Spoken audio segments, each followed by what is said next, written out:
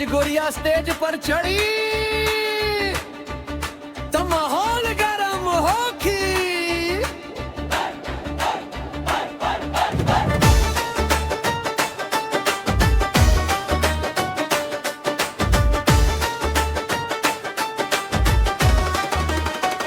तोहरे चलते डीजे गरम हो गईल दा, ठुमका पे पूरा क्राउड नरम हो गईल दा। जैसे तू स्टेज पे एंट्री मार लो पूरा माहौल गरम गरम हो गईल दा। तोहरे चलते डीजे गरम हो गईल दा, दिलवा के हाल बेकरार हो गईल दा। एक मुस्की से जादू चला दे लो, पूरा शहर तो हर दीवाना हो गईला।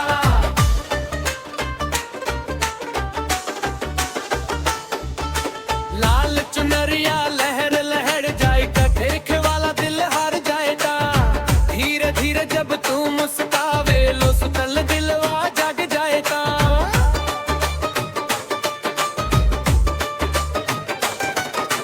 कान के झुमका चमके रात में, नाच तू डीजे के साथ में। एक स्टेप पे भीड़ चिल्लावे, नाम गूंजे हर बात में। तोहरे अदा में कुछ बात बा, दिलवा में बसल जज्बात बा। जहिया तू नाचे बीच बाजार रे, रुक जाला पूरा दिन रात बा, रुक जाला पूरा दिन रात बा। तोहरे चलते डीजे गरम हो गईल दार, ठुमका पे पूरा क्राउड नरम हो गईल दार। तोहरे चलते डीजे गरम हो गईल दार, दिलवा के हाल बेकरार हो गईल दार। एक मुस्की से जादू चला दे लूं, पूरा शहर तो हर दीवाना हाल भइला।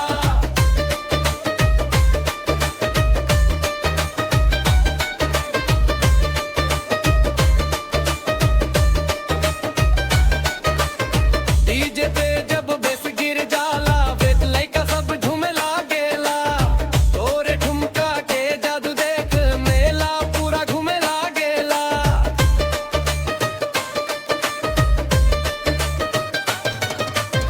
लाइट जम के चारों ओर, गोरिया लागे दिल के चोर।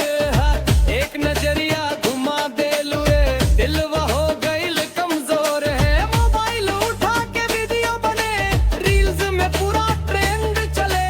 जहिया हुक लाइन बजेला, लाखों व्यू के खेल चले, लाखों व्यू के खेल चले।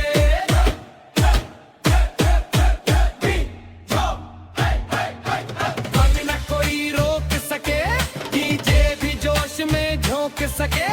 गोरिया नाचे जब स्टेज पर, क्राउड उछल सके।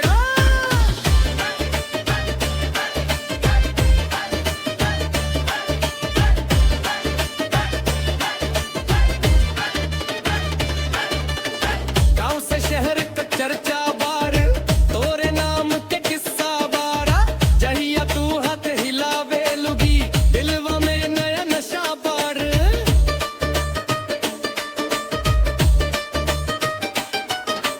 गाल गुलाबी नैन कबारी, चाल तो हर बड़ी प्यारी दारी।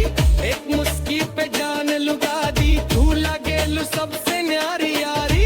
तोरे चलते रात जवान, तोरे चलते सजल जरान। डीजे वाला बोले बार बार है, आज तो बन गईल कार्यक्रम बन गईल कार्यक्रम।